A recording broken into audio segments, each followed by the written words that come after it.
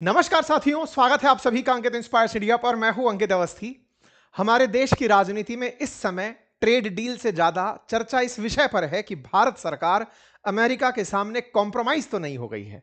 Trump ने प्रधानमंत्री मोदी जी की कोई गुप्त सीढ़ी तो नहीं रख रखी है जो कि कहीं एप्स्टाइन फाइल में थी और बता नहीं रहे हैं। भारत और अमेरिका के बीच में भविष्य के अंदर क्या होगा उससे ज्यादा यह है कि ट्रेड डील हो कैसे गई। अपोजिशन सत्ता पक्ष से लगातार सवाल इस बात पर कर रहा है कि आपने जो ट्रेड डील की है ना, वो अभी क्यों हुई? क्योंकि आपका फाइल में नाम आ गया था? बस इस तरह की चीजों से फिलहाल के लिए लगातार जो डिकोड करने का सरकार से प्रयास किया जा रहा है कि वो कारण बताओ कि तुम मान कैसे गए। क्योंकि ट्रंप तो तुम्हें ग्रिल कर रहा था डे वन से ही, ये कहते हुए कि इतने फाइटर जेट गिरा दिए, मैंने ये कर दिया, भारत के साथ आगे से 50% टैरिफ रहेगा। मान कैसे गए? ये वो वाली बात है कि दो लोगों के बीच में परम शत्रुता थी, अचानक उनके बीच में दोस्ती हो गई। तो भाई साहब चल क्या रहा था ये? खैर, इस पर लौटेंगे, लेकिन आज के सेशन में सबसे बड़ा सवाल इस बात का जो फिलहाल सोशल मीडिया की सबसे बड़ी मौकरी बना हुआ है। जयशंकर साहब से पूछा गया कि बताइए सर, ट्रेड डील में रशिया का क्या रहा? बोले जाके पीयूष गोयल से पूछो। और पीयूष गोयल जी से पूछा जाए कि साहब बताइए ट्रेड डील में रशिया का क्या रहा? बोले साहब वो विदेश मंत्रालय से पूछो। तो ये विदेश मंत्रालय और वाणिज्य मंत्रालय जो बॉल बॉल खेल रहे हैं, जिसमें बॉल रशिया से तेल खरीदना बनाया गया है, उससे हमारे देश के अंदर जितने भी लोग सोशल मीडिया कंज्यूम कर रहे हैं या फिर सोशल मीडिया पर अपोजिशन की तरफ से डाली जा रही कंटेंट को कंज्यूम कर रहे हैं, उसमें उन्हें दिमाग में एक क्वेश्चन बनकर आता है कि कहीं तो कुछ रारा है, इसमें कुछ तो ऐसी गड़बड़ है जिसको बताया नहीं जा रहा है। कोई भी अपना नाम जिम्मेदारी से नहीं ले रहा है। कहीं ऐसा तो नहीं है कि ढालते ढालते पता चल रहा है, जैसे वो सरकारी बाबुओं के दफ्तर में होता है कि भाई साहब एक फाइल इस टेबल पर है, कभी उस टेबल पर है, उस टेबल से उस टेबल पर है और सामने वाला घूम फिर रहा है। तो इस समय सामने वाला रूस तो नहीं बना दिया हमने वो कस्टमर जिसे बार बार टेबल से टेबल घुमाया जा रहा है क्योंकि काम नहीं करना है। तो क्या भारत रूस के साथ खेला कर दिया? हमारी विदेश नीति को आफ्टर ऑल क्या हुआ? क्या अमेरिका के प्रभाव में हमने रूस को दरकिनार कर दिया? हमारा देश के साथ में रूस का जो रिश्ता रहा है वो परम मित्र का रहा है। हमारे साथ में इस समय लंबे समय से रूस खड़ा रहा है। तो क्या अमेरिकी दबाव में हम मान गए? क्या हमने अपनी संप्रभुता कॉम्प्रोमाइज कर दी? आज इन तमाम सवालों के ऊपर हम प्रॉपर डिस्कशन करने जा रहे हैं। सारी विषय वस्तु को तसल्ली से सुनिएगा, एक एक करके सिलसिलेवार तरीके से तारीखों पर नजर डालिएगा, वक्तव्यों पर नजर डालिएगा, क्योंकि हर चीज यहां पर अति महत्वपूर्ण है। चलिए शुरू करते हैं। सबसे पहले भारत अमेरिका की ट्रेड डील जो आप लोग जानते हैं, ट्रंप महोदय ने अनाउंस की थी 2 तारीखों। तारीखों पर अनाउंस करिएगा क्योंकि खेला तारीखों से हो रहा है और सारा की सारा मामला वहीं फैला पड़ा है। ट्रंप के डिपार्टमेंट के द्वारा अनाउंसमेंट किया गया कि भाई साहब ट्रेड डील हो गई। अपोजिशन ने बजट सत्र में यही सवाल उठाया कि भाई साहब आप क्यों नहीं बोले विश्वगुरु? आपको बोलना चाहिए था संसद के अंदर, ट्रंप क्यों बोला? पहला सवाल। ठीक है साहब, उसको आंसर कर चुके हैं हम लोग पहले भी। फिलहाल के लिए 2 तारीख पर नजर डालें, ट्रेड डील होने की खबर आती है। ट्रेड डील में ट्रंप महोदय 2 लाइनें बोलते हैं। भारत हमसे $500 बिलियन का सामान खरीदेगा, रशियन तेल खरीदेगा नहीं, टैरिफ को घटाकर 18% किया जा रहा है। उसी दिन जब ट्रंप ने यह सूचना दी, हमारे पास कोई डिटेल डॉक्यूमेंट नहीं था। खबरें उसी पर बनना शुरू हो गई क्योंकि खूब सारा कंटेंट बन मिल गया था। क्या क्या मिल गया था?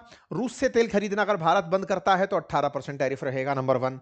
भारत $500 बिलियन का व्यापार करेगा, नंबर 2। हमसे सामान खरीदेगा, नंबर 3। एग्रीकल्चर के अंदर भारत के बाजार में एंट्री मिलेगी। इस बीच में सदन का सत्र चल रहा था बजट वाला। 2 से 4 तारीख के बीच में ट्रंप के इस बयान ने खूब सदन के अंदर ह्यू एंड क्राई मचवाई, खूब हंगामा हुआ। इसके अंदर चर्चा रही, भाई साहब बता क्यों नहीं रहे हो कि एग्रीकल्चर में सामने वाले को आने दोगे कि नहीं आने दोगे? $500 बिलियन में आप क्या खरीदने वाले? और तीसरा, रूस से तेल खरीदना बंद कर दिए क्या?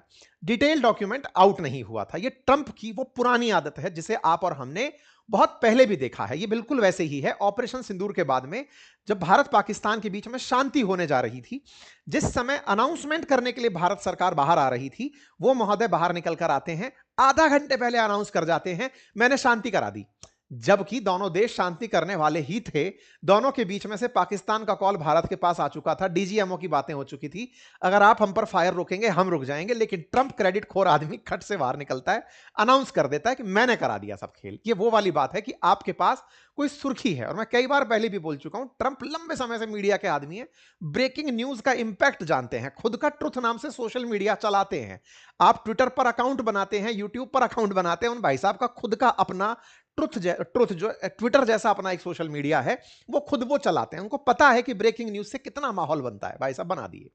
ब्रेकिंग न्यूज के इस माहौल में खेला यह हो गया कि किसी के पास यह क्लैरिटी नहीं थी कि ट्रंप माननीय जिन्होंने घोषणा तो कर दी, डिटेल एग्रीमेंट क्या है। आपको जानकर आश्चर्य होगा, इस बीच में तमाम खबरें अपने देश के अंदर चलती रही कि एप्स्टीन फाइल के कारण ट्रेड डील हो गई, अब भारत पर निगरानी करेगा अमेरिका, रशिया के तेल का क्या होगा।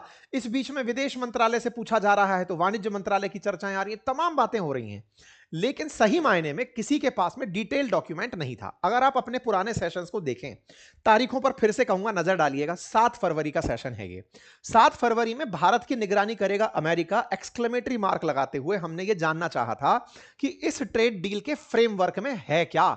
अपने इस सेशन में हमने आपको बताया था कि अमेरिका ने बकायदा 3 मंत्रियों की एक कमेटी बना दी एज इन टास्क फोर्स, जो नजर रखेगी कि कहीं भारत रूस से तेल तो नहीं खरीद रहा है। अगर खरीदेगा तो फिर उस पर हम दोबारा से प्यूनिटिव एक्शन लेंगे, 25% टैरिफ लगा देंगे। ओके, ये घटना जब घटित हो रही थी, रशिया का भविष्य डिसाइड किया जा रहा था कि भारत वाले रूस के साथ तेल का क्या करने वाले हैं, और इन दोनों लोगों से बारी बारी से सवाल पूछे जा रहे थे, विदेश मंत्रालय और वाणिज्य मंत्रालय से। और उस विदेश मंत्रालय और वाणिज्य मंत्रालय के जो खेले हो रहे थे, इनमें कहां क्या चल रहा था वो भी मैं आपको लेकर चलूंगा। लेकिन बड़ा सवाल यही था कि रूस का भविष्य डिसाइड होना था, जवाब देने वाला कोई नहीं था, क्योंकि ट्रंप के बयान में जो बात लिखी गई थी वो यही थी कि मैंने आप लोगों के लिए ट्रेड डील तो कर ली है, लेकिन रूस से तेल खरीदोगे तो 25% आपके ऊपर दंडात्मक, 25% प्रतिबंधात्मक टैक्स तो लगेगा। ओके सर, अब सवाल यहां पर टिक गया कि ट्रंप का जो 50% टैरिफ है वो 18% जाकर कब पड़ेगा। तो मैं आपको थोड़ा सा यहां पर डिटेल पहले दे देता हूं, फिर हम आगे चलेंगे। पहला सवाल, क्या हमारे ऊपर से 50% टैरिफ का भार हट चुका है? आंसर है बिल्कुल हट चुका है। कितना चल रहा है वर्तमान में, यह बड़ा सवाल है, इसकी क्लैरिटी फिलहाल कहीं पर भी नहीं है। इस तर्क को मैं आपके सामने रखूं, इसके बारे में हल्का सा एक पॉइंट पहले जान लें, और वो ये है कि किसी को भी इसके बारे में क्लैरिटी नहीं है कि फिलहाल टैरिफ कितना है। क्यों नहीं है, उसके पीछे का तर्क देता हूं। क्योंकि 50% से कितनी क्लैरिटी है वो भी जान लीजिए। एग्जैक्ट क्या है, यह हर दिन अपडेट हो रहा है। 50% से 18% हुआ, ये डे 1 की घोषणा का नतीजा था, क्योंकि फ्रेमवर्क जारी नहीं हुआ था, डिटेल डॉक्यूमेंट जारी नहीं हुए थे। तो क्या हुआ, 7 फरवरी को, विशेष रूप से 6 तारीख को, ये जो अपना सेशन गया था ना, ये वाला जो फ्रेमवर्क वाला जो सेशन गया था, 6 तारीख की रात में, मतलब 7 तारीख सुबह शुरू होने वाली थी, उस समय यह डिसाइड हुआ कि भारत पर से रूस से तेल खरीदने के कारण जो लगने वाला टैरिफ है वो हटा रहे हैं। तो जो अतिरिक्त 25% लगता था, 50 से 25 गया, रह गया 25। तो 25% एग्जैक्टली कब तक था, 7 तारीख तक था। 7 तारीख के बाद से हमारे ऊपर कितना लग रहा है, 25% लग रहा है। सर 18% की घोषणा हुई थी, उसका क्या हुआ, क्लैरिटी आगे जानी अब क्या है। ये जो 25 से 18 जो बचा है ना, जो 25 अभी भी लग रहा है, ये मार्च के मध्य में लागू होगा। मैं अगेन बोल रहा हूं, क्योंकि अभी तक दोनों के बीच में हैंडशेक मोमेंट नहीं हुआ, दोनों लोगों ने बैठकर एक दूसरे के सामने डॉक्यूमेंट एक्सचेंज नहीं किए, लिस्ट ऑफ प्रोडक्ट नहीं शेयर हुआ, मीडिया में प्राप्त जानकारी, क्योंकि सब ट्रंप महान कर रहे हैं, तो ऐसे में ये क्लैरिटी नहीं आ पाई। तो अब ध्यान से सुनिएगा, 18% जो लगने वाला है ना, वो मार्च के मध्य में जाकर लगेगा। आज की स्थिति क्या है, आज हम 25% पेइंग पर चल रहे हैं। क्या वाकई में 18% लगेगा? नहीं, लगभग $10 बिलियन का एक्सपोर्ट हमारा ऐसा रहेगा जिस पर 0% टैरिफ लगेगा। ये जो 10 बिलियन डॉलर का जो एक्सपोर्ट है, ये 10 बिलियन डॉलर का एक्सपोर्ट आइटम्स की लिस्ट है, लिस्ट ऑफ आइटम्स है। लगभग 1900 प्रकार के आइटम्स ऐसे हैं जो भारत के 10 बिलियन डॉलर के एक्सपोर्ट में कंसीडर किए जाते हैं। उस 10 बिलियन डॉलर के एक्सपोर्ट में 0% टैरिफ लगेगा। तो एज ऑफ नाउ क्या है, 25% टैरिफ। कब से 18 लग जाएगा, मार्च के मध्य से लग जाएगा। मार्च के मध्य से लग जाएगा, बताएगा कौन, बताना तो इन लोगों को है। अच्छा, वाणिज्य मंत्रालय जिसको ट्रेड करने का श्रेय दिया जा रहा है वो है पीयूष गोयल जी। आप सभी लोगों ने, जब यूरोपियन यूनियन से ट्रेड डील हो रही थी, अगर आप हमारे रेगुलर दर्शक हैं तो हमने आपको बहुत पहले भी, हर बार जब ईयू के साथ ट्रेड डील हो रही थी, मदर ऑफ ऑल डील करके हमने आपको बताया था, उसमें भी बताया था कि यही हैं जो उस डील को लीड कर रहे थे। सरगई गोर दिसंबर में जब भारत के अंदर आते हैं, जो अमेरिकी राजदूत हैं, वो लगातार लगे हुए थे कि भारत से ट्रेड डील कर दिया जाए, और भारत ने इग्नाइट कर दिया था ट्रेड डील को ईयू के साथ ट्रेड डील करके, कि अमेरिका को यह लगने लगा था कि ये तो सारा क्रेडिट लेगा। अमेरिका चिड़ा भी था उस पर, हमने स्कॉट बेसेंट का बयान भी सुनाया था। ऐसे में ये लगातार उस मामले को चलाए जा रहे थे। मतलब ट्रेड डील के जितने भी नेगोशिएशंस हुए हैं वो वाणिज्य मंत्रालय कर रहा था कि इन प्रोडक्ट पर लगेगा, इन पर नहीं लगेगा। आपको याद है ट्रंप ने जब पिछली बार हमसे बयान दिया था तब कहा था कि मैं तो जीएम क्रॉप्स आपके यहां भेजूंगा, जेनेटिकली मॉडिफाइड क्रॉप्स भेजूंगा, गाय का वो दूध भेजूंगा जिसमें उनकी गायों ने मांस खाया होगा, उससे बना दूध भारत के बाजार में भेजूंगा, डेयरी प्रोडक्ट में। क्यों? क्योंकि उसे पता था यह सामान भेजते ही भारत के अंदर तीव्र प्रतिक्रियाएं होंगी। ट्रंप को मजा असल में प्रधानमंत्री मोदी की लोकप्रियता से भी है, क्योंकि सोशल मीडिया पर एक समय तक प्रधानमंत्री मोदी बहुत लोकप्रिय थे। ऐसे में ट्रंप जो कि भाई साहब नया सुपरस्टार बनकर आया है पूरे दुनिया का, उसका एक अलग डिस्कशन है, कभी उस आर्गुमेंट को अलग से करेंगे। फिलहाल के लिए ये समझिए कि ये सारा मामला इनके द्वारा डील किया जा रहा था। ये भाई साहब कहां थे? इन भाई साहब को पूरी तरह से साइड में रखा गया था। क्यों? क्योंकि इन्होंने एक डिपार्टमेंट पकड़ रखा है रूस वाला। रूस का डिपार्टमेंट, रूस के साथ में हाल ही में पुतिन साहब की जो यात्रा करवाई थी वो डोभाल साहब ने और इन्होंने मिलकर करवाई थी, तब इनका कोई लेना देना नहीं था। डिपार्टमेंट बताए हुए हैं कि सुनो तुम्हारा काम ये हो गया, तुम्हारा काम ये हो गया साहब। दिक्कत कहां आ गई? आज की स्थिति में क्लैरिटी इस बात की किसी को नहीं थी। 4 तारीख तक आप कहेंगे सरकार को तो होनी चाहिए थी, बिल्कुल सही कह रहे हैं आप, सरकार को यह क्लैरिटी होनी चाहिए थी कौन सा टैरिफ किस दिन लगेगा। बोल क्यों नहीं रहे थे? क्योंकि प्रभु उसके अंदर यही तो छपास की बीमारी बैठी हुई है। वो जो बैठा ट्रंप है, जो आधा घंटे पहले ऑपरेशन सिंदूर के सीज फायर की घोषणा कर रहा है, उसको अपनी तरफ से सारी जानकारी देनी है। बोले यही तो बवाल है, क्या हम गुलाम हैं क्या अमेरिका के? वो पहले सूचना क्यों दे रहा है, हम क्यों नहीं दे रहे? मैं बार बार चिल्ला चिल्ला के एक बात कह रहा हूं, भाई साहब आपने अमेरिका पर सैंक्शन नहीं लगाए थे, आप पर उसने लगाए थे। You are on the receiver side. वो लगाने वाला था, अप्लाई करने वाला था, आप कुछ नहीं कर पाए। नहीं कर पाए तो हटाने वाला भी वही है। क्या इसका मतलब अमेरिका बहुत बड़ी पावर है? आप इस बात को स्वीकारते क्यों नहीं हो? अरे भाई हमारी खुद की अस्मिता का सवाल है, हम अपने आप को छोटा समझते हैं, इसलिए नहीं समझ पाते क्योंकि सब अमेरिका सामने तो क्या हम नहीं है क्या? अरे आप बहुत कुछ हैं, लेकिन जिस तरह से गुंडई वो करके चल रहा है वो पूरी दुनिया एक्सेप्ट कर रही है। दुनिया के देश त्रस्त हैं, सब तरफ से कहानी यही है। एक का राष्ट्रपति उठा लिया, एक का क्षेत्र छीनने की धमकी दे दिया, समझ नहीं आया, उसने पूरी दुनिया को झाड़ फूंक मार दिया यार। कनाडा को हर दिन कह रहा है कि तुम गवर्नर बन जाओ हमारे भाई हैं। मार्क कार्नी को तो हर दिन ट्रोल कर रहा है कि सुनो 51वां राज्य बना दे कनाडा को। मतलब हद तो यह चल रही है कि उसने पूरी दुनिया को झाड़ी मार दी है। ऐसे में हम कहां खड़े हैं? हम खड़े हैं कि भाई हम पावर भी बड़ी वाली हैं, 140 करोड़ की आबादी लेकर बैठे हैं। हमारी आबादी आज, आपको अगर इस बात का बुरा लग रहा है ना अंदर से 1% भी कि अमेरिका हमारे साथ ये क्यों कर रहा है, मैं बार बार आपसे बोलता हूं कि अंदर के इस घमंड को ना, इस गुस्से को, जो जलालत हो रही है ना इंडियंस को अमेरिका के इस नेचर से, पहले तो इस जलालत को फील करो, डिनाय मत करो। अगर कोई आपको छोटा फील करा रहा है, फील करो कि हां भाई हमको छोटा फील करा दिया। अब क्या करें? मेहनत करो। कितना मेहनत करें? निकलो ना भाई उससे आगे, किससे? अमेरिका से निकलिए ना। क्यों नहीं इस बारे में विचार कोई कर रहा है? बैठ करके नहीं उसने हमको नीचा दिखा दिया, अरे कोई शादी थोड़ी चल रही है फूफा जी नाराज हो गए। सच है भाई, ये वो कर रहा है। आज चाइना वाले हमारे साथ 1991 में सेम लेवल पर खड़े थे, आज दुनिया की दूसरी बड़ी अर्थव्यवस्था बनकर बैठे हैं। अमेरिका भी 145 से धाड़ से उनको नीचे ले आया, पता है कि भाई नहीं बिगाड़ सकता उसका कुछ। तो हम सबको ना पहले इसको खून के घूंट की तरह पीना पड़ेगा। कभी जर्मनी ने वर्साई की संधि को फर्स्ट वर्ल्ड वॉर के बाद ऐसे ही पिया था, तब जाकर इतना तेजी से उठा कि सेकेंड वर्ल्ड वॉर तक करने पहुंच गया था। भाई साहब पहले समझो कि हमारे साथ कुछ गलत हुआ है, और सरकार को मानना चाहिए कि हाँ भाई साहब हो गया, अब क्या करें। लेकिन ठीक है, पॉपुलरिस्टिक सरकारें जब होती हैं तो वो अपने आप को पहले लीडर दिखाती हैं कि नहीं साहब हम खींच के चल रहे हैं। खैर ये एक अलग नेगोशिएशन का, अलग डिस्कशन का पार्ट है। फिर से लौटते हैं, as of now trade deal के अंदर चल क्या रहा है। तो साहब सबसे बड़ी बात ये 25% टैरिफ 7 तारीख से हमारे ऊपर नहीं लग रहा। कौन सा वाला? रूस से तेल खरीदने वाला। इसके बदले वो क्या बोला? इसके बदले वो ये बोल दिया कि मैं तुमसे 25% वसूलूंगा अगर तुमने फिर से रूस से तेल खरीदा। क्या भारत ने रूस से तेल खरीदना बंद कर दिया क्या? अभी तक तो नहीं किया।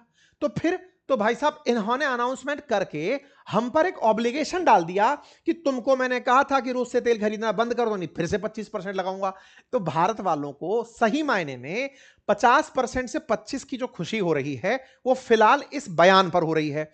आगे से ये 25 का 18 रह जाएगा, इसकी कोई तैयारी करने की आवश्यकता नहीं है, क्योंकि वो फिर से 25 घुसाएगा, ये तय है। क्योंकि भारत रूस से तेल खरीदना शायद ही बंद करे एज ऑफ नाउ, यानी आज की स्थिति कुछ ऐसी बनी। खैर अभी आएंगे उस सब चीज पर। खैर मैं ज्यादा सारी बातें एक साथ बताता चल रहा हूं। आइए, अब सवाल क्या होता है भारत के बारे में, जब ट्रंप ये बयान देते हैं कि मैंने भारत पर नजर बनाने के लिए ट्रेड फोर्स बना ली है, टास्क फोर्स बना ली है, जिसमें अमेरिका का वाणिज्य मंत्री, उनका विदेश मंत्री, उनका वित्त मंत्री सब बैठ के निगरानी करेंगे कि बताओ आपने तेल खरीदा या नहीं। तो ये क्या किया, ये हम पर टास्क फोर्स गठित करके बिठा दिया।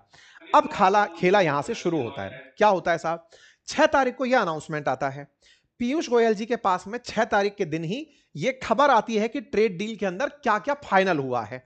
दोनों टेबल की तरफ से ट्रेड डील का एक डिटेल डॉक्यूमेंट व्हाइट हाउस के ऑफिशियल उस पर डलता है, वेबसाइट पर डलता है कि सुनो इस तरह की घटना हुई है। $30 ट्रिलियन की अमेरिकी इकोनॉमी हमारी $4 ट्रिलियन की इकोनॉमी के साथ एक ट्रेड डील की है, और उस ट्रेड डील के अंदर हमारे सामने कुछ बातें रखी जाती हैं। इनसे सवाल पूछा जाता है, सर ट्रंप ने यह कहा है, देखो ट्रेड डील के 2 डॉक्यूमेंट आए। ट्रेड डील का जो डॉक्यूमेंट है उसमें रूस का कहीं जिक्र नहीं है, लेकिन 2 तारीख को जो ट्रंप का स्टेटमेंट है ना उसमें रूस का जिक्र था। और जो ये व्हाइट हाउस का जो कागज था ना, ये modifying duties to address threats to the United States by the government of Russian federation, ये 6 तारीख का स्टेटमेंट है। इसमें इसने ये वाली बात मॉनिटरिंग वाली डाली थी। तो जब इनसे पूछा गया कि सर वो आपने रूस से तेल खरीदना बंद कर दिया, इसके बारे में क्या बयान, एमईए इसकी जानकारी आपको दे पाएंगे। एमईए बोले तो मिनिस्ट्री ऑफ एक्सटर्नल अफेयर आपको इसकी जानकारी दे पाएगा कि क्या भारत ने रूस से तेल खरीदना बंद कर दिया। ये क्यों इस तरह का जवाब दे गए, इसके पीछे का मैं आपको भी आंसर दूंगा, लेकिन पहले इस बात के मजाक को समझिए, मौकरी जो मजाक बनी उसको समझिएगा। भाई आप वाणिज्य मंत्री हैं, आपने अमेरिका से ट्रेड डील की है, आप 18% की शाबाशी बटोरते घूम रहे हैं, आपको 18% की शाबाशी मिली, आपको कंडीशन में जो उसने 25% हटाने की कंडीशन डाली उसके बारे में आपको अवेयर होना चाहिए था। आपने तत्काल प्रभाव से बॉल उठा करके विदेश मंत्री के गोले में डाल दी। जिनको इस ट्रेड डील की कानो कान खबर ही नहीं थी, उठा करके आपने वहां डाल दी। आपके मन में इस बीच में सवाल चल रहा होगा, माननीय मोदी जी आप कहां हैं, आप बयान क्यों नहीं दे रहे हैं। यह सवाल पूछने योग्य है, पूछा जाना चाहिए, खोजते हैं अपन भी कहां हैं वो। आइए इसके अलावा फिर इनसे इस सवाल को पूछने के लिए खड़ा कर दिया जाता है। यह बिल्कुल ऐसा हुआ कि शायद मोदी जी ने पीयूष गोयल जी से कहा कि बेटा सुनो, सवाल ट्रेड डील का तुम क्रेडिट खाए हो ना कि मैं ट्रेड डील करवाया हूं, जा अब तू थोड़ा सवाल झेल। इनको ले लिया गया। इन्होंने पिछले 2 महीने में जितनी मेहनत इकट्ठी करी थी ट्रेड डील करने में, लगातार नेगोशिएशन में, अमेरिकी नाराजगी 50% से लेकर 18% तक लेकर आने में, अमेरिका के साथ बैकडोर लेवल पर चर्चाएं करने में, सरगई गोर के साथ बातचीत करने में, जो भी इन्होंने मेहनत की वो लाकर कहां पे खड़ी हो गई। बताओ भाई साहब, आपने रूस के साथ ट्रेड डील का क्या किया। फिर इन्होंने उठाकर कह दिया कि देखो ये एमईए का पार्ट है, वो बताएगा रूस से तेल खरीदना बंद हुआ कि नहीं। हर जगह आस्क एमईए, जाइए और मिनिस्ट्री ऑफ एक्सटर्नल अफेयर से पूछिए। अब इस बीच में खेला क्या हुआ, पीयूष गोयल जी ने विदेश मंत्रालय का नाम लिया, लेकिन विदेश मंत्रालय के नाम के पीछे की कहानी क्या है उसको भी जान लेते हैं। इस ट्रेड डील के दौरान ही विदेश मंत्रालय से यह सवाल पूछ लिया गया था। ट्रंप का ट्वीट कब का था, 2 तारीख का। सवाल क्या पूछ लिया गया था कि सर वो रूस से तेल खरीदना बंद कर रहे हैं क्या। तो इनने कहा देखो अभी नहीं, इनसे पूछा गया कि ट्रेड डील के बारे में अभी तक डिटेल्ड डॉक्यूमेंट नहीं आया है, इस पर आप क्या कहेंगे। इनने कहा पीयूष गोयल जी से पूछिए। तब हुआ ये कि इनने नाम ले लिया पीयूष गोयल जी का और इन्होंने नाम ले लिया जयशंकर जी का। तो फाइल जो है ना रशिया के नाम की इधर से उधर घूमती रही। ये सोशल मीडिया पर खूब क्लिप वायरल हुई कि दोनों तरफ से एक कह रहा है कि did India stop buying oil import, did India stop imports. Piyush Goyal कह रहे हैं नो आइडिया आस्क जयशंकर। 2 दिन पहले जयशंकर साहब से पूछ रहे हैं no idea ask Piyush Goyal. ये जो इधर से उधर घूमना शुरू हुआ, इस बात पर देश के अंदर खूब सारा अपोजिशन ने सरकार का आनंद लिया कि साहब देखिए ट्रंप ने ऐसा ऐसा करके अनाउंसमेंट किया है और हम लोग बिना हड्डी के जो हमारे अपोजिशन के लीडर्स हैं वो केवल पासिंग द बॉल खेल रहे हैं। इस बीच में खूब सारे सोशल मीडिया के रूल वायरल हुए कि भाई ये हो क्या रहा है। पुतिन भी पूछ रहा होगा ट्रंप से कि यार तुमने क्या करवा दिया। आपस में एक तरह का माहौल बनकर आया। खैर अब हम इस चीज को पूरी तरह से डिकोड करने का प्रयास करते हैं कि इसमें असली पेच कहां फंसा था, कौन कहां पर क्या गलती कर रहा था, सरकार की इसमें कौन सी जगह पर जिम्मेदारी थी जो इनको बहुत अच्छे से निभानी थी, और कहां सोशल मीडिया पर बयान को ट्विस्ट कर दिया गया, उसको भी थोड़ा सा डिकोड करते हैं। पहले ही आगे बढ़े उससे पहले इसको समझ लेते हैं। ये जितना भी मामला फैला है सरकार को पहले ही जिम्मेदारी के साथ आकर के प्रधानमंत्री के माध्यम से अनाउंसमेंट करा देना चाहिए था। वैसे ही जैसे यूरोपियन यूनियन के साथ में ट्रेड डील होने के बाद मदर ऑफ ऑल डील के समय प्रधानमंत्री नरेंद्र मोदी जी ने आकर के राष्ट्र को संबोधित किया था 27 जनवरी को, अगर आपको याद हो तो। बिल्कुल वैसा ही संबोधन प्रधानमंत्री का आना चाहिए था। देश को उम्मीद प्रधानमंत्री से वही वाली थी कि साहब इतनी बड़ी डील अगर हो गई है तो आकर अनाउंस करिए। क्यों नहीं किया, इसके पीछे आप और हम खूब सारी विस्तार से व्याख्या कर चुके हैं। करने के ना करने के पीछे का रीजन है ट्रेड के डील के अंदर अभी भी हस्ताक्षर होना बाकी है। मार्च में होगा। जो काम 26 जनवरी को यूरोपियन यूनियन और इंडिया के बीच में हो गया, वो अमेरिका और इंडिया के बीच में मध्य मार्च में होगा। अभी तक वो हस्ताक्षर सेरेमनी नहीं हुई है। जो चल रहा है ये ट्रंप का ढुलाया हुआ रायता है। ट्रंप को मजा आता है। भारत की पॉलिटिक्स में ट्रंप को गजब इंटरेस्ट है। आप पूछेंगे ऐसा भी क्या है? फॉलोअर का गेम है भाई। उसको भी व्यू के पैसे मिलते हैं, सोशल मीडिया पर रीच मिलती है। भारत 140 करोड़ की आबादी, हर पांचवा धरती पर आदमी भारतीय है। सबके बीच में चर्चा ट्रंप के नाम पर भारत की और भारत के नाम पर ट्रंप की होती है। भाई सेलिब्रिटी वो अलग लेवल पर, अहम ब्रह्मास्मि वाले शिखर पर पहुंच चुका है, वो अलग लेवल पर चल रहा है। भारत का नाम लेकर के उसने टीआरपी बटोरी है। आपको लगेगा टीआरपी का भूखा है क्या वो आदमी? भाई साहब मत पूछिए, उसको परम सुख है इस चीज का।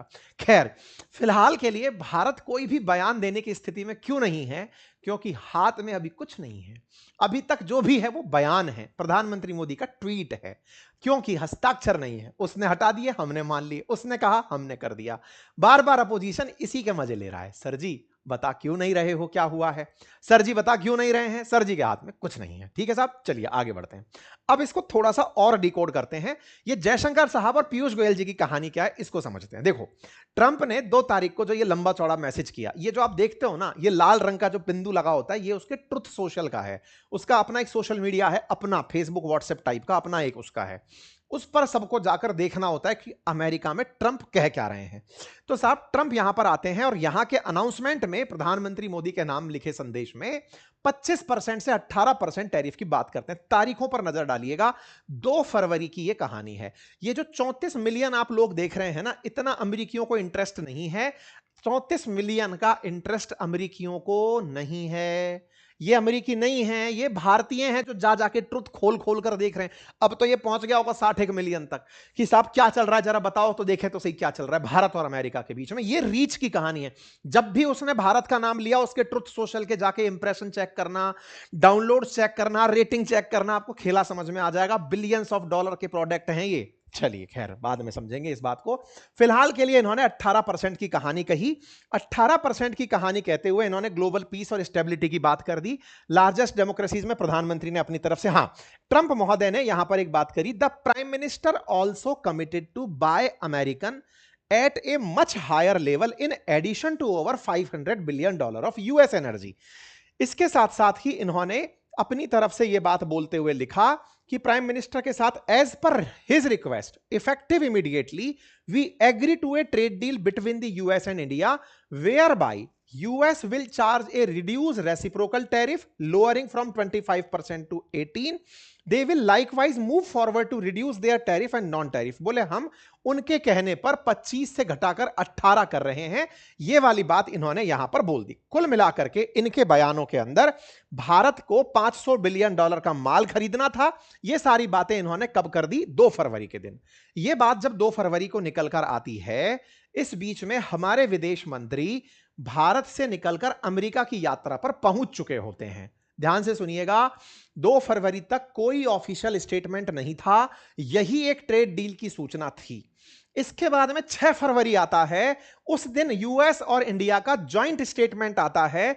इस जॉइंट स्टेटमेंट में और डिटेलिंग आती है कि कौन सी चीज कहां और कौन से गुड्स पर क्या डिटेलिंग आई है। उस समय तक जयशंकर साहब अमेरिका पहुंच चुके होते हैं। ये 5 फरवरी की आपकी न्यूज देख लीजिएगा। 2 से 4 तारीख के बीच में, 2 तारीख को डोनाल्ड ट्रंप ने रात 11 बजे यह सूचना दी है। 2 तारीख को जयशंकर साहब अमेरिका में थे। क्या ट्रंप के पास थे? नहीं। कहां गए हुए थे? इनके विदेश मंत्री से मुलाकात करने। क्यों गए हुए थे? मार्को रूबियो से मिलने। कारण था कि यहां पर हमने इसके ऊपर भी सेशन किया, अभी आपको दिखाएंगे।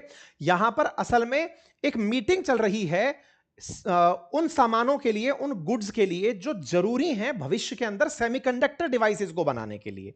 उन बातों को लेकर के क्रिटिकल मिनरल कॉर्पोरेशन की बैठक हो रही थी। उसमें भागीदारी लेने के लिए आप पहुंचे थे। इसके ऊपर हमने पैक्स सिलिका के नाम से हमने एक और यूट्यूब चैनल अपनी पाठशाला पर 5 फरवरी को यह सेशन किया था। क्यों? क्योंकि 2 से 4 में आप वहां थे। फिर से तारीखों पर नजर डालिए। 2 तारीख की रात को भाई साहब ने अनाउंसमेंट किया है। आप 2 से 4 के बीच में वहां पर हैं। 4 के बाद में 5 तारीख को आपने अपना ट्वीट मारा। इस बीच में हमने इसके ऊपर 5 तारीख को सेशन किया। इनसे जो जानकारी 5 तारीख को ली एएनआई ने, जो भारत की न्यूज एजेंसी है, प्राइवेट न्यूज एजेंसी है, वो इनसे इंटरव्यू लेकर पूछती है कि सर उस ट्रेड डील का डिटेल कब तक बाहर आ जाएगा। फिर से सुनिएगा, तारीखों को नोट करते चलिएगा, मैंने इसलिए एविडेंस के रूप में लेकर आया हूं कि खेल कहां चल रहा है। 5 तारीख को इनसे सवाल पूछा गया। अब आप नजर करिए, ये रहा 6 फरवरी, ये किसका है, व्हाइट हाउस का न्यूज। 6 फरवरी को डिटेल आया है। डिटेल के बारे में सवाल किससे पूछ लिया गया, इनसे पूछ लिया गया, सर वो डिटेल कब तक बाहर आ जाएगी। इन्होंने ऑनेस्ट आंसर दिया, इन्होंने कहा on the timeline of trade agreement. इनसे पूछा कि सर टाइमलाइन क्या चल रही है, मतलब ट्रेड डील कैसे आने वाली है, क्या होगा आगे, कब होगा, कब से लागू हो जाएगी, तमाम प्रश्न, क्योंकि हर भारतीय जानना चाह रहा था, संसद का बड़ा विषय बना हुआ था, इनसे पूछ लिया। इनने कहा he say it is hard for me to say, इनसे टाइमलाइन पूछी गई।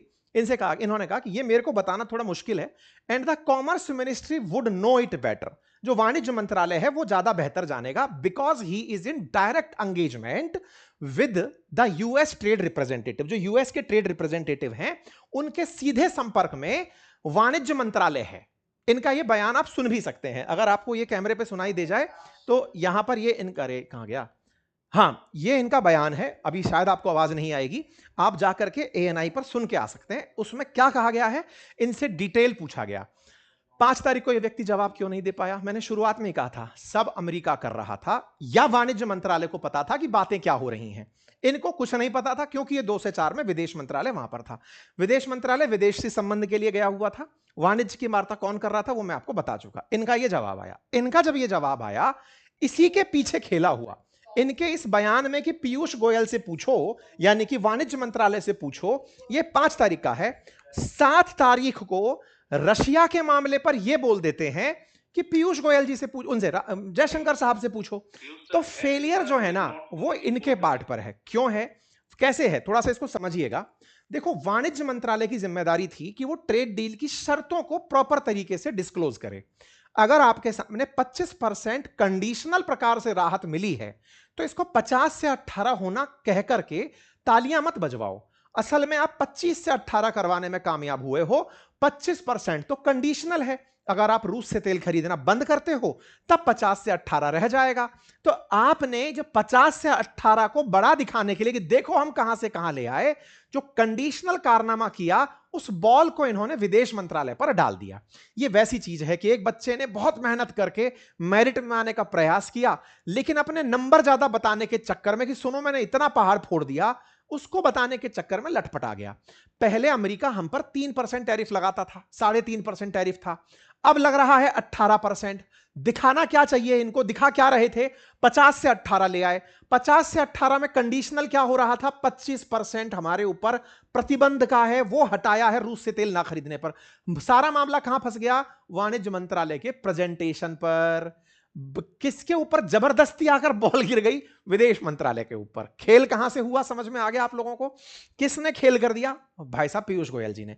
तो ये फेलियर किसका है, क्या पीयूष गोयल जी का, नहीं, तो फिर सरकार का। क्यों, क्योंकि सरकार को बैठ करके इन दोनों के बीच का कॉमन रूप से वो देना चाहिए था। और वो कौन काम कर पाता है, इन सारे कैबिनेट नेताओं का लीडर, देश का प्रधानमंत्री।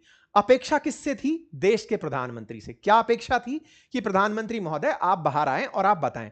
प्रधानमंत्री क्यों नहीं बताए कारण मैं आपको बता चुका, उनके हाथ में कुछ है ही नहीं अभी। क्यों नहीं है, डील तो 15 तारीख को होगी, 15 मार्च को होगी। वो अभी अनाउंसमेंट किस बिहाफ पर करें, वो सोच रहे हैं कुछ बड़ा होगा उस दिन करेंगे। बड़ा से पहले ही रायता कौन ढोल दिया, डोनाल्ड ट्रंप। स्थिति समझ में आ गई, पासिंग दी बॉल चल रहा है भाई साहब, लोग चेयर खेल रहे हैं, चारों तरफ घूम रहे हैं कि कौन जाकर के पहले बैठेगा, वो चल रहा है साहब। ठीक है साहब, तो ये देखिए जो मॉनिटरिंग एंड रिकमेंडेशन वाली बात। अच्छा, अब अपोजिशन किस बात पर नाराज हुआ, और बिल्कुल सही भी है, लाजमी भी है कि भाई एक बात बताओ, इस देश ने तो अमेरिकी प्रतिबंधों को बहुत बहुत झेला है। भारत ने वो समय भी जिया है जिस समय पर अमेरिका ने हमारे न्यूक्लियर टेस्ट के ऊपर प्रतिबंध लगाए थे, और हम तब भी सरवाइव कर गए थे। अरे हम तो 50% पर भी सरवाइव कर रहे थे, अब क्यों पीछे हटे। तो अपोजिशन बार बार सवाल यही कर रहा है कि सुनो भैया, ये जो मॉनिटरिंग और रिकमेंडेशन वाली जो बातें हो रही है ना, कैसे वो मॉनिटरिंग करेगा, है कौन वो जो हम पर मॉनिटर कर रहा है हमको। देखिए बिल्कुल सही बात है, और भारत को ना ये बात समझने की आवश्यकता है, दुनिया को भी और हम सभी दर्शकों को भी ये समझने की आवश्यकता है, ये मॉनिटर करने वाला होता कौन है। ये सवाल खुद प्रधानमंत्री नरेंद्र मोदी जी ने भी एक बार आपकी अदालत में रजत शर्मा जी से कहा था, मतलब आंसर दिया था। इंटरनेशनल प्रेशर पर मोदी जी खुद 2013 में कहे थे एक इंटरव्यू के अंदर कि इंटरनेशनल प्रेशर तो इंडिया क्रिएट कर सकता है, कोई हम पर क्या क्रिएट करेगा। तो भाई साहब, मोदी जी का जो बयान है वही अपोजिशन इस समय लेकर आ रहा है। सवाल पूछे जा रहे हैं, सर ये कैसी ट्रेड डील है?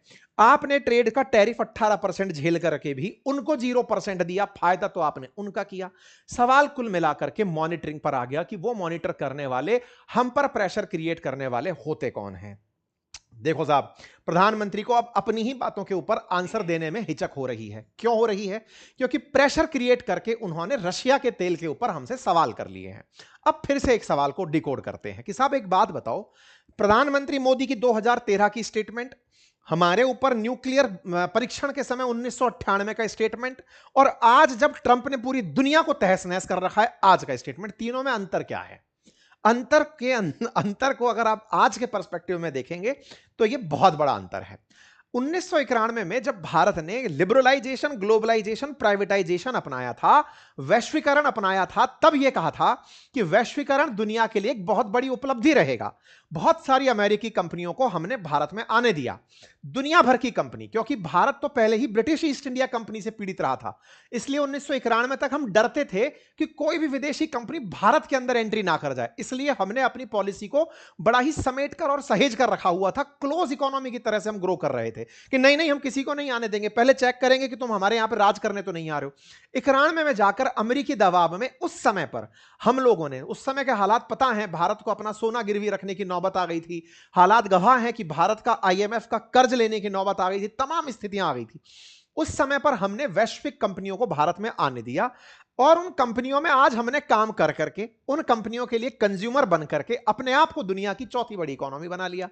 यह बात अब चुभ रही है उन्हें जिनकी कंपनियां भारत आई थी। सोचा तो क्या था उन्होंने सोचा यह था कि कमा के लौटेंगे, लेकिन भारत उन्हीं को सीख करके अपना रिप्लेसमेंट तैयार कर लिया। अब का भारत अलग था क्योंकि स्वतंत्र था।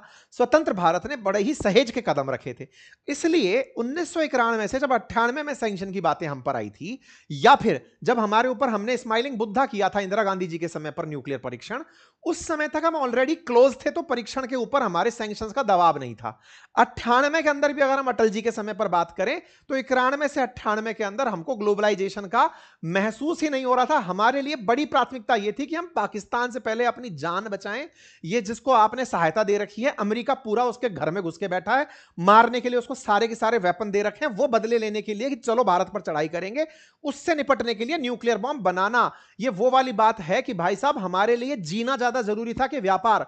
न्यूक्लियर बॉम्ब हमारे लिए जीने जैसी स्थिति थी कि भाई साहब पहले सरवाइव करोगे तभी तो लड़ोगे, इसीलिए करो या मरो वाली बातें अब से चरितार्थ हो रही थी। भारत ने उस समय पर प्रतिबंधों को किनारे से साथ दिया था। आज की स्थिति क्या है? आज की स्थिति यह है कि हमारे पास न्यूक्लियर बॉम्ब भी है, हमारे पास दुनिया की आर्थिक ताकत भी है, और अभी हमें 2047 का लक्ष्य भी साधना है। हमें विकसित भारत तक जाना है। विकसित भारत जाने में हमारे लिए जरूरत किस बात की है? हमारे पास जरूरत है पैसे की। पैसा कहां से आएगा? पैसा आएगा विदेशों के साथ व्यापार करके। देखिए, अर्थशास्त्र की ये कॉमन सी फीलिंग है जो हम सबके अंदर होनी चाहिए, और वो ये कि किसी भी देश की इकोनॉमी बूम तब करती है जब उस देश में बाहर से पैसा आता है। अगर आपको मैंने 100 रुपए दिए, आपने किसी और को दिए, उसने फिर घुमा के मुझे दे दिए, इकोनॉमी वहीं की वहीं खड़ी है। आपके देश में कोई भी फॉरेन करेंसी जब अगर नहीं आई तो दिक्कत हो जाएगी। आप सोचिए, जिस दिन भारत और अमेरिका की ट्रेड डील हुई, रुपया मजबूत हो गया था, 2 रुपए तक मजबूत हो गया था, 120 पैसे तक मजबूत हो गया था। ऐसे में अगर हमारे रुपए में मजबूती चढ़ी थी, अगर डॉलर के मुकाबले हम चढ़े थे, तो कारण क्या था? डॉलर इंडिया में तेजी से अब आने लगेगा। क्यों? क्योंकि डॉलर का रास्ता खोल दिया था हमने। हमारे पास दुनिया में से डॉलर कमाने के मुश्किल से 3 ही देश हैं। हम मेजर डॉलर कमाते हैं अमेरिका से, दूसरा यूरोपियन यूनियन से, तीसरा बांग्लादेश जैसे देशों से। हमारे पास डॉलर का सोर्स ही नहीं है। हमारे पास डॉलर के नाम पर कोई और साधन नहीं है। हम नेट इंपोर्टर हैं, सर्विस बेचते हैं या रेमिटेंसेस। हमारे पास सर्विसेज देकर के डॉलर कमाते हैं, या फिर हम लोग अपने लोगों को जो बाहर नौकरी करने भेजे हुए हैं, जो घर आकर के अपने रेमिटेंस भेजते हैं, उसकी कमाई होती है। तो हमारे डॉलर के मेजर सोर्सेज में यही है। व्यापार से जो डॉलर कमाना है वो अमेरिकी व्यापार से ही हम मेजर डॉलर कमाते हैं। हर बार लगभग 41 बिलियन डॉलर का हम डॉलर लेकर आते हैं। लेकिन हो क्या रहा था? रूस से सस्ता तेल मिलना हमें शुरू हुआ। हमने कितना तेल खरीदा? रूस से जब से युद्ध शुरू हुआ है ना, तब से, कौन सा युद्ध? रशिया यूक्रेन युद्ध, तब से लेकर अब तक भारत 168 बिलियन डॉलर का तेल खरीदा है। ये फैक्ट को पकड़िएगा, 168 बिलियन डॉलर का हम लोग तेल खरीदे, जिससे हमने पैसा कितना बचाया, मतलब कितना सस्ता खरीदा। दुनिया में अगर भाव चल रहा था मान लीजिए $65 प्रति बैरल का, तो रूस ने हमें $50 प्रति बैरल तक भी दिया है। दुनिया में 90 का भाव चल रहा था तो उसने 65 का दिया, 65 का चल रहा था तो 50 का दिया, उसने हमेशा डिस्काउंटेड रेट पर दिया। हमने उससे तेल खरीद के पैसा कितना बचाया? हमने बचाए कुल 4 सालों में $17 बिलियन। कितने? $17 बिलियन। यह एक अच्छी डील थी। कब तक अच्छी थी? जब तक बाइडेन अमेरिकी राष्ट्रपति थे। हम $40 बिलियन अमेरिका से कमा रहे थे, $17 बिलियन खर्च कम करके बचा रहे थे रूस के साथ व्यापार करके। अभी क्या हुआ? अमेरिका ने हमारे उन पैसों पर, कौन से वाले, जिसको हम अमेरिका से कमाते थे, अमेरिका हम पर कितना टैरिफ लगाता था? अप्रॉक्सीमेटली 3% टैरिफ लगाता था, बढ़ा के कितने कर दिए? सीधे 50% टैरिफ। इससे हमारे एक्सपोर्ट अमेरिका के लिए घट गए। तो जो $17 बिलियन हम रशिया से 4 सालों में बचाए, उसने एक झटके में साल भर के अंदर नीचे ला दिए। स्थिति क्या बन गई? कमाने क्या निकले थे? कमाने निकले थे भाई साहब डॉलर। दे बैठे डॉलर, किसके चलते? ट्रंप की नीतियों के चलते। वो भाई कुल व्यापारी आदमी है, एकदम कैपिटलिस्ट आदमी है, उसको समझ में आता है कि कौन से नस दबाऊंगा ये खट से चले आएंगे। भाई हर देश अपने हितों की रक्षा कर रहा है, रूस भी अपने हितों की रक्षा कर रहा है। रूस ने ना तो हमें मुफ्त में तेल दिया, रूस ने हमारी जो भी सुरक्षा आज तक दी है उसके बदले पैसा लिया। रूस के लिए भारत भी तो एक बाजार है, भारत भी तो उसके वेपन फ्री में थोड़ी लेता है। रूस की अगर बात की जाए तो जो S-400 भारत को बेचा है, वो भारत के दुश्मन चाइना को भी बेच के बैठा हुआ है। जो इंजन भारत को दे रहा है फ्लाइट के, वही इंजन वो चाइना को भी दे रहा है, चाइना वाले उधर से पाकिस्तान को दे रहे हैं। वो तो व्यापारी बनकर बैठा है, पैसा कमा रहा है। हमको जो पक्ष की बात रखनी थी कि भाई रशिया के साथ हमने धोखा कर दिया, नहीं कर दिया, वो एक अलग आर्ग्यूमेंट है। पर यहां खेला कहां फंस गया? प्रधानमंत्री मोदी जी आते हैं गुजरात से, वो भी व्यापारी आदमी। उन्होंने व्यापार को कहां से जोड़ा? उन्होंने जोड़ा कि साहब लीजिए, उधर से ट्रंप से कमाएंगे, इधर से रशिया से कमाएंगे, भारत एक बड़ी इकोनॉमी बनेगा। ट्रंप और बड़ा व्यापारी आ गया, दोनों लोग एक दूसरे के मजे लेते हैं नेगोशिएटर करके। He is a good negotiator, he is a good व्यापारी है ना जी। तो व्यापारियों ने एक दूसरे की पकड़ ली कि भाई तुमको तो बेटा पता है कि ज्यादा पैसा तुम हमसे कमाओगे, अब सुनो तुम्हारे पैसे के ऊपर हम रोक लगाते हैं, तुम खिंचे चले आओगे। क्यों? क्योंकि ट्रंप को दुनिया में इस समय जो सबसे बड़ी जलालत मिल रही है वो किस बात पर मिल रही है? वो रशिया यूक्रेन युद्ध नहीं रुकवा पाया। जिसने चुनाव प्रचार में यह कहा हो कि मैं रूस यूक्रेन युद्ध रुकवा दूंगा, वो नहीं रुकवा पाया। रूस यूक्रेन युद्ध रुक गया होता तो आज रूस के ऊपर से प्रतिबंध खुद ही हट गए होते। तो भारत ने ट्रेड डील मार्च में क्यों करी है? ट्रेड डील मार्च में साइन क्यों कर रहा है? इसके पीछे का कारण यह है कि अभी ट्रंप ने रशिया को भी अल्टीमेटम दिया हुआ है कि सुनो, तेल खरीदना तो तुमसे बंद करवा रहे हैं, तुम्हारा पैसा आना रुकेगा, तुम आओ तो सही यूक्रेन के साथ ट्रेड डील करो, वो करो, एग्रीमेंट करो कि युद्ध नहीं करोगे। ये दोनों युद्ध रोकेंगे, तत्काल प्रभाव से रूस पे से प्रतिबंध हटेंगे तो रूस से भारत तेल खरीदना फिर से जारी रख लेगा। भारत ने असल में मार्च तक के लिए टाइम बाई किया है, तेल नहीं किया है। हम समय खरीद रहे हैं कि रूस वालों तुमको हमने, इसीलिए रूस से जब सवाल पूछा गया कि भाई साहब आपसे तेल खरीदना बंद कर रहे हैं, उन्होंने कहा कि हमारे पास तो कोई कारण ही नहीं है, भारत हमारे साथ क्यों करेगा ऐसा, रिकंसीडर करने की हमारे साथ तो आवश्यकता नहीं। मिनिस्ट्री ऑफ एक्सटर्नल अफेयर से पूछा जा रहा है, उन्होंने कहा कि ऐसा कुछ भी नहीं है, भारत अपनी आवश्यकताओं की पूर्ति करेगा। ये सब लोग जो बयान दे रहे हैं ये क्यों दे रहे हैं? कोई ये क्यों नहीं बता रहा कि 15 मार्च तक का इंतजार करो, अभी तो ट्रेड डील होना बाकी है। इस बीच में फिर से बिहाइंड द सीन अमेरिका से डील होनी है। क्या होनी है कि भाई सुनो, थोड़ा बहुत तेल तो खरीदने दो यार, चाइना अमेरिका से दिल। अब भारत इंतजार वेट एंड वॉच का किस पे कर रहा है कि एक बार रशिया यूक्रेन बैठ करके शांति स्थापित कर लें तो इनकी शांति से प्रतिबंध रूस पर से हटे, हम तेल भी कमा पाएं और अमेरिका के साथ व्यापार भी कर पाएं। तो खेला जो है ना वो बहुत ही ज्यादा कॉम्प्लेक्स है, जिसे आप बहुत सिंपल समझ रहे हैं, ये सिंपल है नहीं।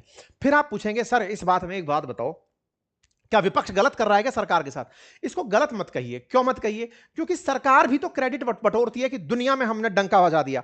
तो भाई साहब वही वाली बात है, अगर आप तालियां बटोरते हैं तो आपके सामने क्रिटिसिज्म भी आ रहा है, तो क्रिटिसिज्म आ रहा है तो इसे हैंडल करिए। हैंडल करने में एकदम स्पष्ट तरीके से रखने की आवश्यकता है। ट्रंप जैसे व्यक्ति के बातों को जितना वो खुल के रख रहा है, भारत भी खुल के रख दे कि देखिए वार्ता चल रही है। प्रधानमंत्री को आना चाहिए, बयान दे देना चाहिए कि वार्ता चल रही है, मार्च तक इनका एग्रीमेंट हो जाना है, हम रूस के साथ नेगोशिएशन में हैं, हम अमेरिका के साथ भी अपना पक्ष रखने की स्थिति में हैं, जैसे ही कोई स्थिति बनकर आएगी हम भारत के सामने क्लियर कर देंगे। आज आप समझिए, भारत के अंदर ना गवर्नमेंट ऑफ इंडिया ओन करती है ओएनजीसी को। ओएनजीसी ओन करती है हिंदुस्तान पेट्रोलियम को, हिंदुस्तान पेट्रोलियम ओन करता है मैंगलोर रिफाइनरी को।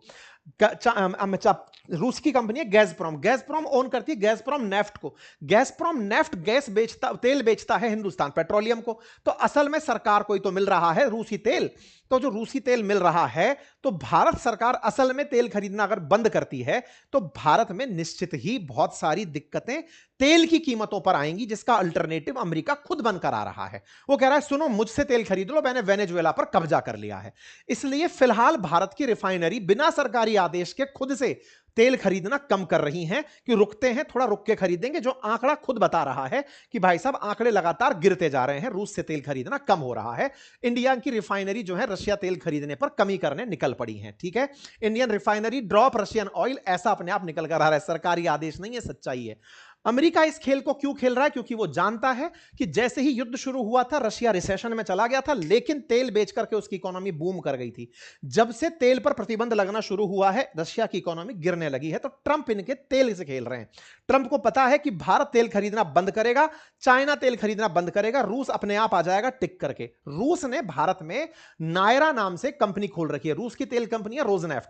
रोजनेफ्ट 49% अपने हिस्सेदारी रखती है नायरा नाम की कंपनी में, जो नायरा पहले रुइया ग्रुप के पास हुआ करती थी। आपने अगर सुना हो तो एसआर के नाम से, शशि रुइया, रवि रुइया नाम से रिफाइनरी थी गुजरात की, उस ग्रुप को रोजनेफ्ट ने खरीदा, नाम रख दिया उसका नायरा। उसके साथ में एक और यूसीपी करके कंपनी जुड़ी हुई है, उसका भी कुछ ना कुछ मामला लंबा चौड़ा सा है। विदेशी कंपनियों की ऑनरशिप में भारत में रिफाइनरी चलती है, जो कि रूसी तेल को रिफाइन करके भारत में बेचती है।